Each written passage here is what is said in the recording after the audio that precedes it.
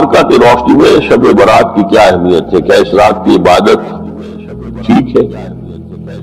شب برات کا روزہ رکھا جاتا ہے، اس کی صحیح حیثیت کیا ہے؟ شب کا روزہ تو کبھی ہوتا ہی نہیں، یہ آپ نے شب برات کا روزہ کیسے لکھ لیا؟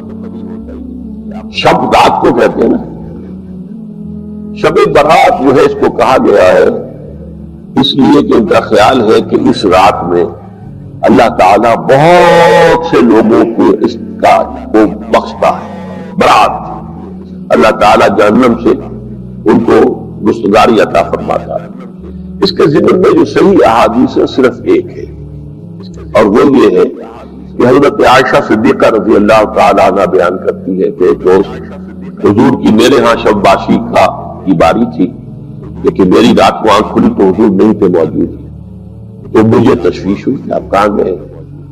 تو میں ڈھونڈتی ہوئی وہ یا کسی اور کو آپ نے بھیجا، بہرحال مجھے پوری تفصیل یاد نہیں ہے، تو معلوم ہوا کہ آپ جنت البقیع میں گئے ہوئے ہیں، وہاں پر استغفار کر رہے ہیں اللہ سے، اور تمام جو بھی وہاں پر مردے دفن ہیں ان کے لیے مغفرت کی دعا کر رہے ہیں۔ بس یہ ثابت ہے۔ باقی اب اس میں جو ہے ہندوؤں سے ہم نے مانگ لی دیوالی، تو دیوالی جو ہے وہ روشنی کی جا رہی ہے، بتیاں جلائی جا رہی ہیں، تو مختلف لوگوں سے ہم نے بورو کی ہیں چیزیں، جیسے عید میلاد النبی ہے وہ ہم نے کرسچن سے بورو کر لی، یا شیعوں کے تازیوں کا توڑ کرنے کے لیے ہم نے بات بنا لی۔ اب اس میں جو ہے روشنیاں کی جا رہی ہیں، یہ دیوالی کا گویا کہ ہم نے توڑ فراہم کیا ہے یا اس کی نقل ہم کر رہے ہیں، یہ چیزیں نہیں۔ البتہ نماز رات کی عبادت تو ہر رات میں بہت اعلیٰ ہے، چلیے اگر اور دنوں میں نہیں ہوتا اس رات کو آپ کو، کیونکہ حضور نے بھی استغفار کیا خاص طور پر جا کر جنت البقیع میں، تو اگر آپ بھی کریں نماز پڑھیں اور استغفار کریں تو کیا ہے، بہت اچھی بات ہے، اس میں تو کوئی حرج کی بات ہے ہی نہیں۔ لیکن اسے کوئی تہوار کی طرح منانا، پٹاخے چھوڑنا اور جو ہے وہ روشنی کرنا، یہ بھارت صحیح نہیں ہے۔ روزہ بھی چونکہ 15ویں شب ہوتی ہے، 15واں دن ہوتا ہے، پھر اس اعتبار سے حضور کے معمولات میں تھا کہ آپ ہر مہینے کی 13، 14، 15 تاریخوں میں روزہ رکھتے تھے، تو اگر آپ یہ نیت کر کے روزہ رکھ لیتے ہو کیا کہنے ہیں، نور علی نور ہے۔ اور روزہ کسی وقت میں نفلی روزہ رکھا جائے اللہ تعالیٰ قبول فرمائے گا، کسی وقت میں نفلی روزہ رکھا جائے۔ یہ حضرت عبداللہ ابن مسعود سے رضی اللہ تعالی عنہ، یہ بھی مسلم شریف کی روایت۔ حضور فرماتے ہیں ما بعث اللہ من نبی فی امتہ قبلی الا کان لہ حواریون و اصحاب۔ اللہ نے مجھ سے پہلے کسی بھی امت میں کسی نبی کو نہیں بھیجا مگر اس کے کچھ نہ کچھ حواری، کچھ نہ کچھ اصحاب تو ہوتے تھے نا، 2 ہو، 4 ہو، 10 ہو، 12 ہو۔ حضرت عیسیٰ کے حواری 12 تھے، ایمان لانے والے کل کہتے ہیں 72 تھے، باہر کچھ نہ کچھ ساتھی حواریون و اصحاب یاخذون بسنتہ ویقتدون بامرہ۔ وہ کیا کرتے تھے؟ وہ حواری اور صحابہ اپنے نبی کی سنت کو مضبوطی سے پکڑ لیتے تھے اور انہی کے احکام کی پیروی کرتے تھے۔ یقتدون بامرہ، اقتداء کرتے تھے، پیروی کرتے تھے۔ ثم انہا تخلف من بعدہم خلوف، پھر ہمیشہ ایسا ہوا ہے کہ بعد میں کچھ ایسے ناخلف اٹھے، یفعلون یقولون ما لا یفعلون ویفعلون ما لا یؤمرون، کہ وہ کہتے وہ تھے جو کرتے نہیں تھے اور کرتے وہ تھے جس کا حکم ہی نہیں ہوا۔ عرس منائے جا رہے ہیں، یہ کوئی اللہ کے رسول کا حکم ہے؟ کیا رسول کے صحابہ کا عمل ہے؟ کیا حضور کا عرس منایا گیا؟ عید میلاد النبی ایک نئی عید ہو گئی ہے، کیا اس کا حکم دیا محمد رسول اللہ نے؟ یفعلون ما لا یؤمرون، وہ اپنی ہی ایجاد کردہ روایات ہیں، اپنی ہی ایجاد کردہ بدعات ہیں، اپنی ہی ایجاد کردہ رسومات ہیں، ان پر لگے ہوئے اور دعوے کرتے ہیں اللہ سے محبت، رسول کے عشق کے، جبکہ ان کے عمل میں نہ اللہ کی اطاعت ہے نہ رسول کا اتباع ہے۔ اب جب ایسی ضرورت پیدا ہو جائے تو کیا کریں؟ فمن جاہدہم بیدہ فہو مومن، تو جو مسلمان بھی ان کے خلاف جہاد کرے گا اپنے ہاتھ سے اپنی طاقت سے وہ مومن ہوگا. ومن جاہدہ بلسانہ فہو مومن، اور جو ان کے خلاف جہاد کرے گا اپنی زبان سے وہ بھی مومن ہوگا. وہی 3 درجے. ومن جاہدہم بقلبہ فہو مومن، دل سے نفرت رکھ کر. تو اصل ملک کی صورت میں حضرت جبرائیل کو حضور نے اس وقت دیکھا، اور ایک دیکھا ہے پھر عند سدرۃ المنتہا، شب معراج میں جب ساتھ آئے ہیں لے جانے کے لیے انسانی شکل میں تھے. وہ سواری بھی ایسی تھی جس کو کہ براق کہا جاتا ہے، وہ بھی محسوس شے تھی. لیکن یہ کہ جہاں انہوں نے کہا 7ویں آسمان پہ جا کر کہ بس اب آگے میری گنجائش، اب آگے آپ کو اکیلے جانا ہے، اس سے آگے اگر میں گزرا میرے پر جل جائیں گے. بے سوز تجلا بے سوز پرم، اگر یکسر منہ برتر پرم، اگر میں نے اب اس سے آگے ایک بال برابر بھی میں آگے بڑھا تو میرے پر جل جائیں گے. اب آگے آپ کا کام. اس وقت بھی وہ ان کی اصل شکل میں ظاہر ہوئی حضرت جبرائیل علیہ السلام.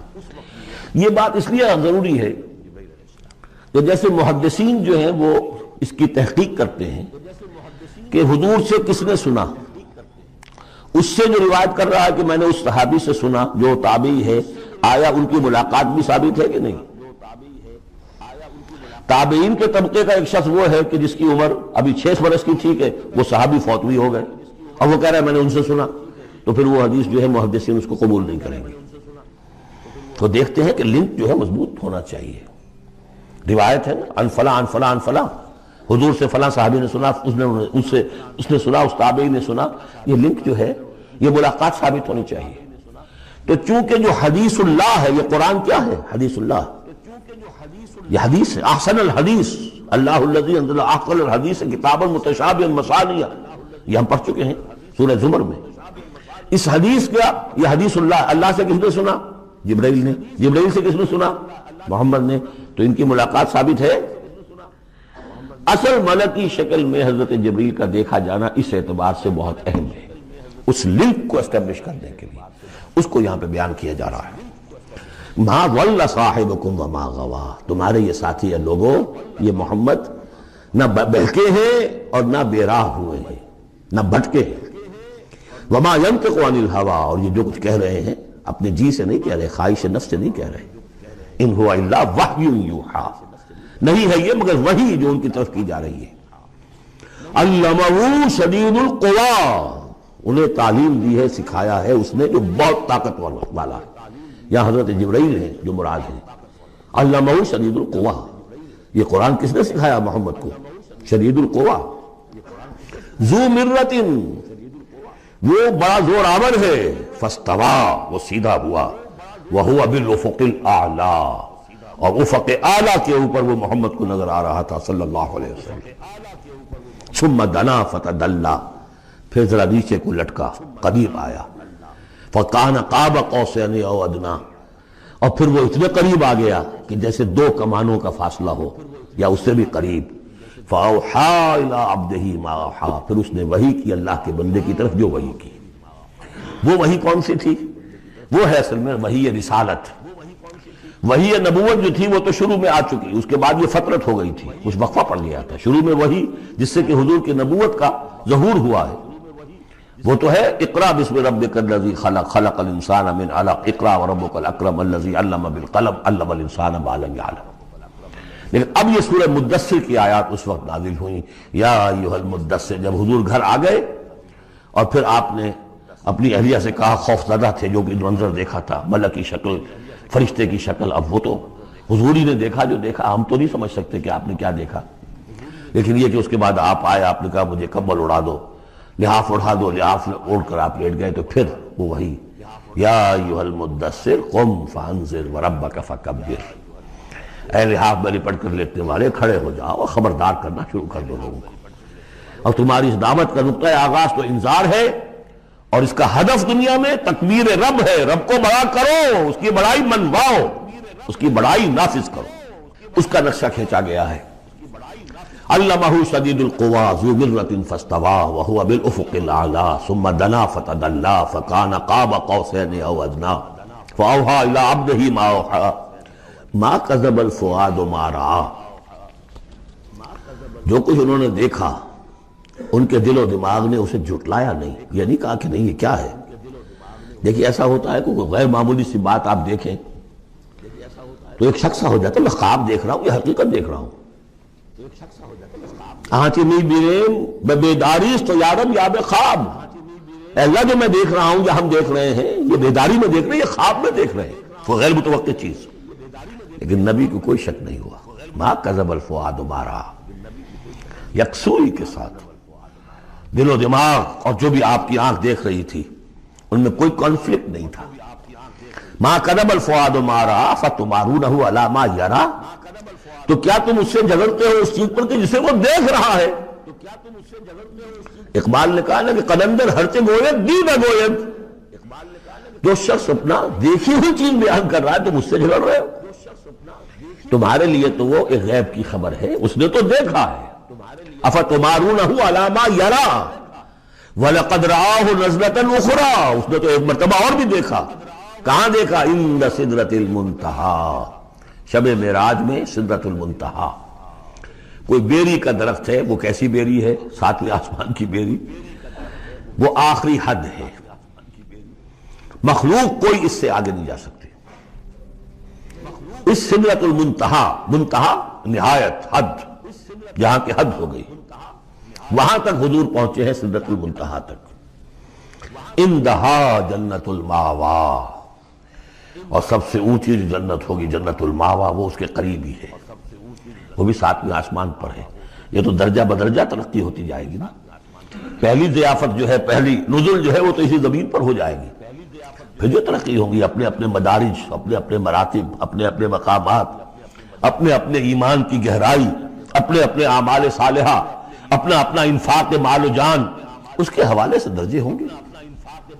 اندہا جنت الماوا اذ یغشی السدرۃ ما یغشی، جبکہ ڈھانپے ہوئے تھا اس بیری کو جو ڈھانپے ہوئے تھا۔ اب تمہیں کیا بتائیں کیا ڈھانپے ہوئے تھا، تم نہیں سمجھ سکتے۔ دیکھیں کس طریقے سے اذ یغشی السدرۃ، کوئی انوار الہیہ کا کوئی ایسا نزول ہے وہاں جو زبان سے ادا نہیں ہو سکتا، کوئی الفاظ نہیں ہے کہ جو ان کی تعبیر کر سکے، اس پر انوار الہیہ کا کوئی نزول ہے۔ اذ یغشی السدرۃ ما یغشی، جبکہ چھایا ہوا تھا اس بیری کے اوپر جو چھایا ہوا تھا، جبکہ ڈھانپا ہوا تھا اس بیری کو جس نے ڈھانکا ہوا تھا۔ ما زاغ البصر وما طغی، نبی کی آنکھ اس وقت نہ کج ہوئی نہ حد سے بڑھی۔ یہ دو انتہائیں ہوتی ہیں، ایک تو یہ کہ آپ کسی انٹینس لائٹ کو فیس نہ کر سکے تو نگاہ ہٹائیں گے، آپ یہ جھپک لیں گے، فیس نہیں کر سکتے اگر آپ میں ہمت نہیں، استعداد نہیں ہے۔ نبی کا ظرف اتنا تھا کہ ان انوار الہیہ کا براہ راست مشاہدہ کیا، اور نگاہ آپ کو ادھر ادھر کرنے کی ضرورت پیش نہیں آئی۔ لیکن طغی ایک حد ادب بھی ہوتا ہے جس سے آگے انسان کو نہیں جانا چاہیے۔ نگاہ جو ہے اس نے بے ادبی کی روش بھی اختیار نہ کی۔ علامہ اقبال نے، واقعہ یہ کہ اس آیت کو میں نے سمجھا علامہ اقبال کے ایک شعر سے، اور اکثر و بیشتر لوگ نہیں سمجھ سکے اس آیت کو۔ ذوق و شوق کے نام سے جو ان کی نظم ہے بال جبریل میں، وہ میرے نزدیک ان کے شاعرانہ جو ان کی استعداد ہے اس میں بلند ترین نظم ہے وہ، جہاں تک پیغام ان کا جو ہے امت مسلمہ کے لیے، اس کے لیے ابلیس کی مجلس شورا، وہ کلائمیکس ہے، اور وہ ہے بھی ان کے آخری زمانے کی نظم ہے، سن 36 میں انہوں نے کہی ہے۔ اس کے بعد تو بیماری اتنے رہے ہیں، بہت کم اشعار کہے، لیکن اس میں ذوق و شوق میں ایک شعر ہے، عین وصال میں مجھے حوصلہ نظر نہ تھا،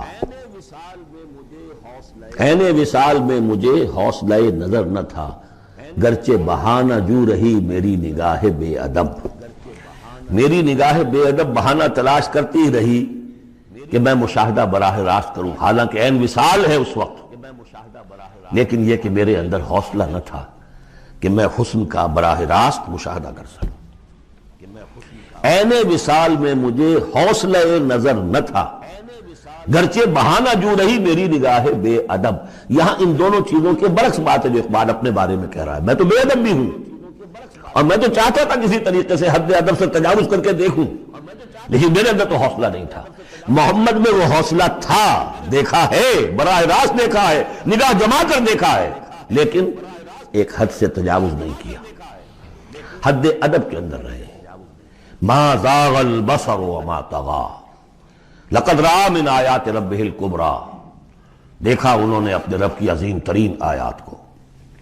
اب وہاں جا کر جو مشاہدہ ہوا ہے وہ تو اللہ کی عظیم ترین آیات کا ہے، اور اسی سے در حقیقت دلیل ہے ام المومنین حضرت عائشہ صدیقہ رضی اللہ تعالی عنہ اور حضرت عمر رضی اللہ تعالی عنہ کا جو قول ہے۔